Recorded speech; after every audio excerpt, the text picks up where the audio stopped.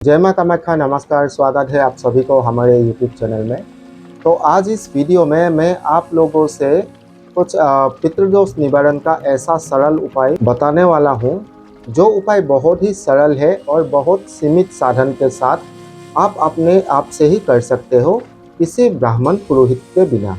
और ये जो उपाय है, आप सिर्फ आने वाले पितृपक्ष में ही नहीं, बल्कि हर महीने में अमावस के दिन आप अपने आप से ही कर सकते हो। हम लोग जैसे अपने जीवन में कुछ पाने के लिए या सफलता लाभ करने के लिए पूजा पाठ करते हैं, ईश्वर को मनाते हैं कुछ पूजा करके, हवन पूजन करके, तो ठीक वैसे ही हमारे जीवन में सक्सेस पाने के लिए या फिर सफलता लाभ करने के लिए हमारे पितरों को खुश रखना या फिर मनाना भी बहुत जरूरी होता है। क्योंकि पितृदोष लगने से हमारे जीवन में कई तरह की समस्याएं आ जाते हैं। घर में बिना कारण से ही अशांति होना, लड़ाई झगड़ा होना या फिर कोई बरकत ना होना, हर काम में असफलता मिलना, ये है पितृदोष का लक्षण। तो जैसे कि पितृपक्ष आने ही वाला है बस, तो इसी पितृपक्ष से हम लोग इन सरल उपायों को करके अपने पितरों को प्रसन्न कर सकते हैं। क्योंकि हिंदू मान्यता अनुसार पितृपक्ष को बहुत ही महत्व दिया गया है। हमारे पूर्वजों का या फिर पितरों का शांति और तृप्ति के लिए ही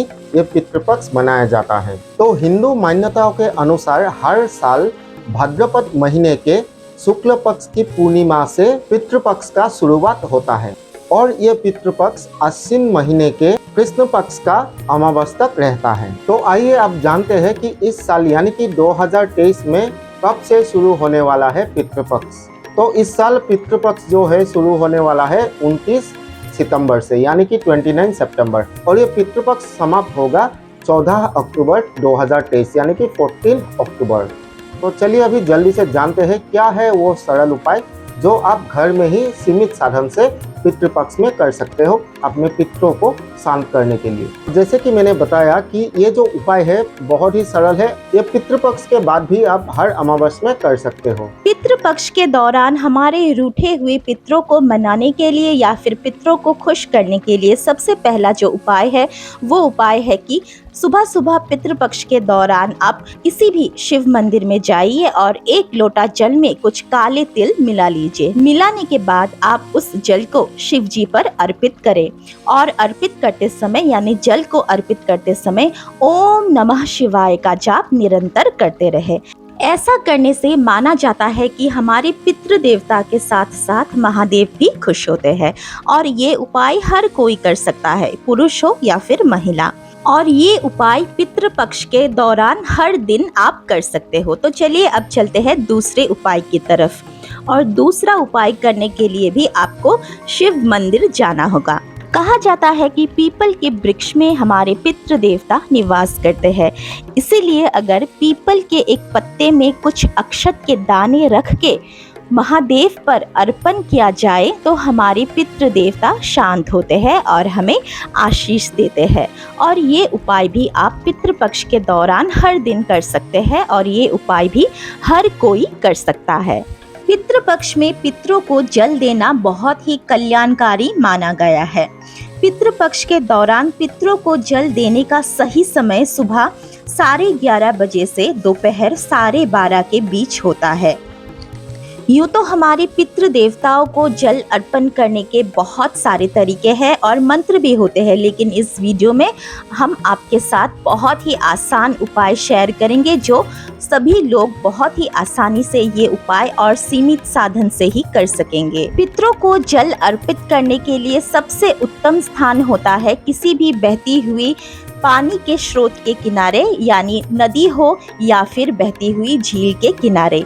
और अगर आपके घर के आसपास नदी या झील ना हो तो घर में भी आप पितृ तर्पण कर सकते हैं, जिसका अलग से वीडियो हम कुछ ही दिन में लाने वाले हैं। पितृ तर्पण करते समय आप किसी भी बहती हुई जल के किनारे दक्षिण दिशा की ओर मुख करके खड़े हो जाइए। उसके बाद अपने राइट हैंड में थोड़ा सा पानी, अक्षत और काला तिल, और अगर आपके पास है तो कुशा घास और सफ़ेद फूल भी आप अपने हाथ में ले सकते हैं। और लेने के बाद अपने पितरों को मन ही मन याद करके ओम पितृभ्यो नमः, ओम पितृभ्यो नमः, इस मंत्र का मन ही मन 3 बार जाप करना है और जप करने के बाद हाथ में लिए गए सभी सामग्रियों को बहती हुई जल पर 3 बार के लिए अर्पण कर देना है। तो चलिए चलते हैं अभी अगले उपाय की तरफ, जो आपको पितृपक्ष के दौरान हर प्रदोष काल में करना है। और इसे करने के लिए पीपल के पत्ते को आपके घर के मुख्य द्वार पर दक्षिण दिशा की ओर रख देना है। उसके बाद एक कटोरे में थोड़ा सा चावल यानी अक्षत आपको डालना है और आप अक्षत की मात्रा आप खुद तय कर लीजिए, आपको कितनी मात्रा में अक्षत डालना है उस पात्र में। अक्षत भर्ती उस पात्र को अच्छे से आप पीपल के पत्ते के ऊपर रख दीजिए और मन ही मन अपने पितरों से निवेदन कीजिए, प्रार्थना कीजिए कि भोग रूपी इस अक्षत को हमारे पितृदेव आके ग्रहण करें। और उसके बाद एक कपूर आपको लेना है, लेके उस अक्षत के पात्र के ऊपर रात भर के लिए रख देना है और फिर अगले दिन सुबह उस कपूर को आपको उसी पात्र में यानी अक्षत भट्टी उसी पात्र में आपको जला देना है।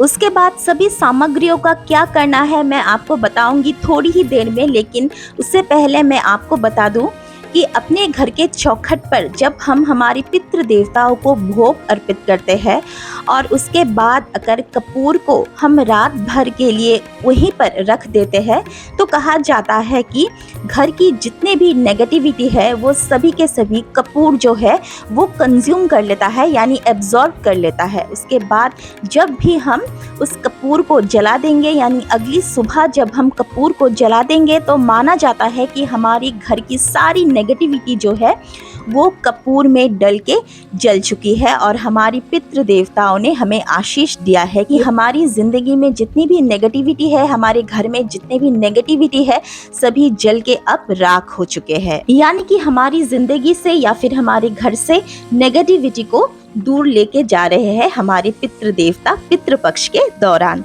और उसके बाद सुबह उन सभी सामग्रियों को पीपल के पत्तों के सहित आपको लेके अपने घर के आसपास किसी भी वृक्ष के नीचे आपको रखना है, लेकिन हो सके तो पीपल के वृक्ष के नीचे रखना ज्यादा उचित होता है। लेकिन अगर आपके घर के आसपास पीपल का वृक्ष ना हो तो आप किसी भी पेड़ के नीचे रख सकते हैं, लेकिन आप ये ध्यान में ज़रूर रखें कि उस पेड़ के नीचे या फिर आसपास जो भी इलाका है वो साफ हो और शुद्ध हो। और फिर आप जब वो पात्र किसी भी वृक्ष के नीचे रखेंगे, रखने के बाद आप पितृ देवता से क्षमा याचना मांगिए, क्योंकि जाने अनजाने में हम सभी से गलतियां हो ही जाता है।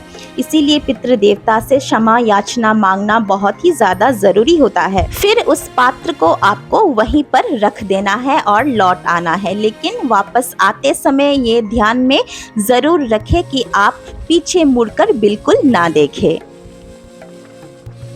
हमारे मन से श्रद्धा से रखे हुए किसी भी भोग को हमारे पितृ देवता किसी भी रूप में आके ग्रहण करेंगे, इस बात को लेकर आप निश्चिंत रहिए।